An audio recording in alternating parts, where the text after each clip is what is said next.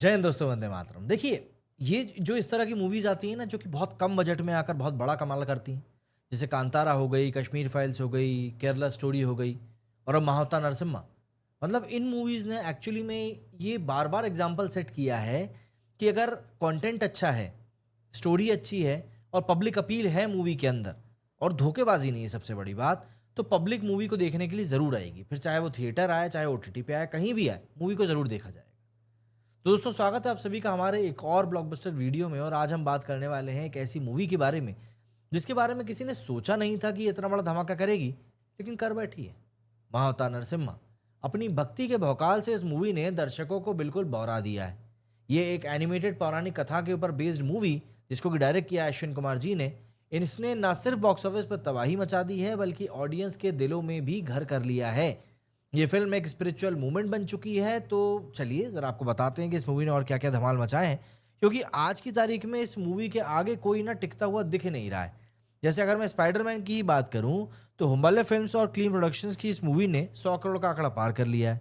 महावता नरसिम्हा ने the Spiderman, the Incredibles और kung फू पांडा जैसी विदेशी फिल्मों को भी पीछे छोड़ दिया है। और भारत की सबसे ज़्यादा कमाई करने वाली एनिमेटेड मूवी बन गई है। स्पाइडरमैन की एनिमेटेड फिल्म ने भारत में 44 करोड़ का बिजनेस किया था और कुंग फू पांडा के सभी पार्ट्स को देखें तो उसका बिजनेस भी 30 से 32 करोड़ के बीच में ही रहा है। तो अब आप समझ सकते हैं कि यहाँ पर मैं किसकी बात कर रहा हूँ, है ना? मतलब कितना बड़ा इम्पैक्ट इस मूवी ने किया है। दरअसल अगर हम इस मूवी के बॉक्स ऑफिस कलेक्शन की बात करें, तो महावतार नरसिम्हा का बॉक्स ऑफिस कलेक्शन मतलब एक तबाही रहा है।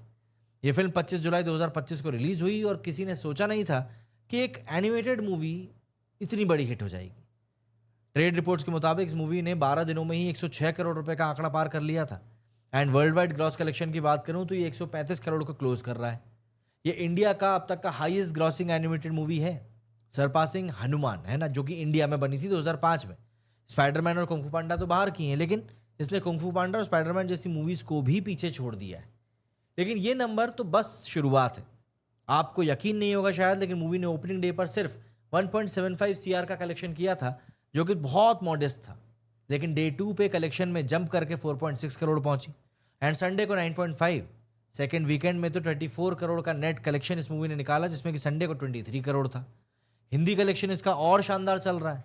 एक सिंगल डे पर इसने 18 करोड़ कमाए थे डे 10 पर। ये 400% ग्रोथ ओपनिंग डे से संडे तक हिंदी में कोई सोच भी नहीं सकता था। लेकिन हाँ, एक बात है कि होम्बाले फिल्म्स और क्लीन प्रोडक्शंस ने सिर्फ 15 करोड़ रुपए के बजट में हमारे सामने ये फिल्म बनाकर रख दी है और इसने 350% का रिटर्न दिया है। मतलब 52 करोड़ का प्रॉफिट मोटा मोटा तो हो ही चुका है। अभी अगर हम लोग 106 करोड़ के हिसाब से निकालेंगे तो ये प्रॉफिट करीब 500% के आसपास जाएगा, वो भी सिर्फ कुछ 14 दिन में। ये फिल्म ना सिर्फ सुपर हिट है, बल्कि 2025 की मोस्ट प्रॉफिटेबल मूवी भी बन चुकी है, 6th स्पॉट पे। ये अनप्रिडिक्टेबल था, क्योंकि इंडियन एनिमेशन मूवीज ऐसे ब्लॉकबस्टर रेयरली ही बनते हैं। तो फिर सवाल आ जाता है कि भैया इसका सीक्रेट क्या है? वो आपको बताता हूँ। अगर हम नरसिम्हा के ऑडियंस कनेक्शन की बात करें, तो ये फिल्म प्रभु विष्णु के नरसिम्हा अवतार के ऊपर बेस्ड है, जिसमें कि वो भक्त प्रहलाद की बात सुनकर उसको बचाने के लिए नरसिम्हा अवतार लेते हैं।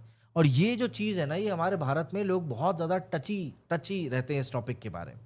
भक्त प्रहलाद को लेकर सब यही कहते हैं कि भाई प्रहलाद को जो अपना जो मानता है, उसके ऊपर विष्णु जी की कृपा बनी रहती है। अब ये एक ऐसी कहानी है जो डिवोशन, फेथ और डिवाइन जस्टिस के बारे में बताती है। ये स्टोरी हर एज ग्रुप के ऑडियंस के दिल को छू रही है। बच्चों को इसके वाइब्रेंट विजुअल्स और एनिमेशन पसंद आ रहे हैं, जबकि एडल्ट्स को इसके इमोशनल और स्पिरिचुअल डेप्थ पसंद आ रही है। एक यूजर ने लिखा कि the last 20 minutes of Narasimha Avatar is pure goosebumps. VFX top notch है और सैम सीएस का म्यूजिक हर सीन को एलिवेट करता है। एक और यूजर ने लिखा कि the visuals, the sound, the divine intensity, it's a spiritual calling wrapped in a cinematic brilliance.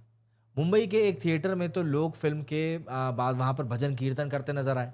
और बिहार के पूर्णिया में लोग एक सिनेमा थिएटर में चप्पल उतार कर मूवी देखने के लिए गए। ऐसा लग रहा था जैसे मंदिर जा रहे हो।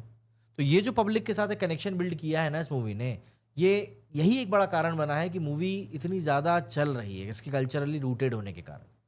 हुम्बले फिल्म्स, जो कि केजीएफ और कांतारा जैसी ब्लॉकबस्टर्स के लिए जानी जाती है, इन्होंने एक ऐसा नैरेटिव बनाया है जो कि मॉडर्न एनिमेशन के साथ साथ इंडियन ट्रेडिशंस को भी सेलिब्रेट करता है। पेरेंट्स बोल रहे हैं कि उन्हें बच्चों को प्रहलाद की कहानी स्क्रीन पर देखकर बहुत अच्छा लगा कि भाई बच्चे उससे कुछ सीख रहे हैं, एक नया तरीका मिल गया उन लोगों को। इसके अलावा स्पिरिचुअल मूवमेंट की अगर मैं बात करूं, तो इसने मूवी ने उसको भी काफ़ी पुश किया है। दरअसल महाअवतार नरसिम्हा के मेकर्स ने सोशल मीडिया पे कहा कि what began as a cinematic dream has now become a spiritual movement across the country. The theatres have turn into a secret spaces. ISKCON ने दरअसल अपने डिवोटीज के लिए स्पेशल स्क्रीनिंग्स ऑर्गेनाइज करी और उन्होंने कहा कि यह फिल्म एक ग्रेट मैसेज है और हमको इस मैसेज को स्प्रेड करना है। ये फिल्म प्रहलाद की अनवेवरिंग भक्ति और नरसिम्हा भगवान के डिवाइन जस्टिस को इतने पावरफुल तरीके से दिखाती है कि ऑडियंस इमोशनली इन्वेस्टेड हो जाते हैं। एक सीन जिसमें कि नरसिम्हा भगवान पिलर्स के बाहर निकल कर आते हैं, उसका background score with Sanskrit chants और ट्राइबल परसिक्यूशन प्योर गूजबम्स देता है। सोशल मीडिया पर एक फैन ने लिखा कि it's not just a film, it's a spiritual experience specially for Indians abroad.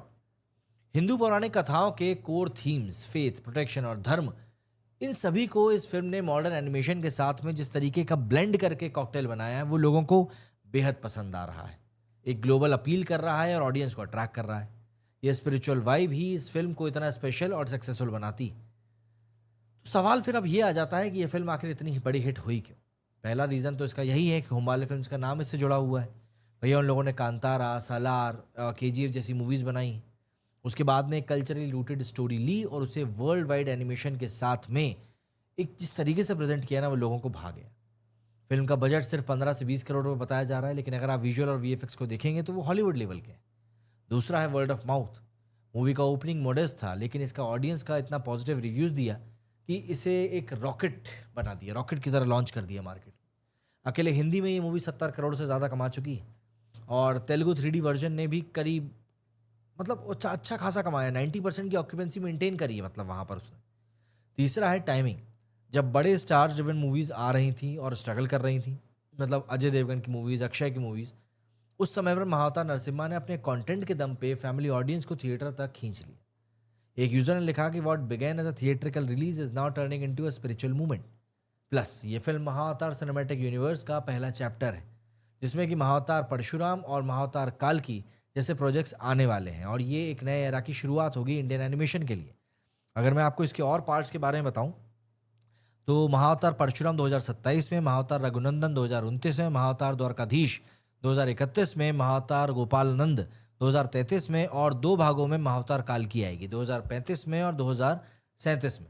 ये इस समय पर ये मूवी रिलीज होने की बात की जा रही है। जो उसका पूरा महाअवतार सिनेमैटिक यूनिवर्स है ना, मैं उसके बारे में यहाँ पर आपको बता रहा हूँ। अब ये एक इंटरेस्टिंग बात है कि महाअवतार नरसिम्हा ने बड़े बड़े कॉम्पिटिटर्स के साथ साथ क्लैश किया, जैसे सैयारा, धड़क 2, सन ऑफ सरदार 2, और फिर भी जीत हासिल करी।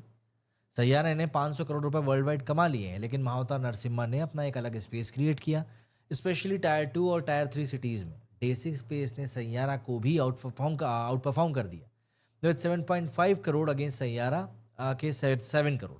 तो ये सैयारा से भी एक पॉइंट ऑफ टाइम पर तो आगे निकली गई थी। सन ऑफ सरदार 2 और धड़क 2 के ओपनिंग वीकेंड कंबाइंड कलेक्शन जो कि 36 करोड़ से भी ज़्यादा थे, महाअवतार नरसिम्हा ने सेकंड वीकेंड में 46 करोड़ रुपए कमा लिए। और इसका रीज़न वही था, यूनिवर्सल अपील, और बच्चों को ये मूवी पसंद आ रही थी बड़ों के साथ साथ। प्लस मिनिमल मार्केटिंग के बावजूद इसकी ऑर्गेनिक बज़ ने इस मूवी को हाउसफुल बना डाला। अब आप मुझे बताइए कि आपका इस बारे में क्या कुछ कहना है। मैं आपके व्यूज़ का इंतज़ार करूँगा। मेरे इस वीडियो में फिलहाल इतना ही। जय हिंद, जय भारत।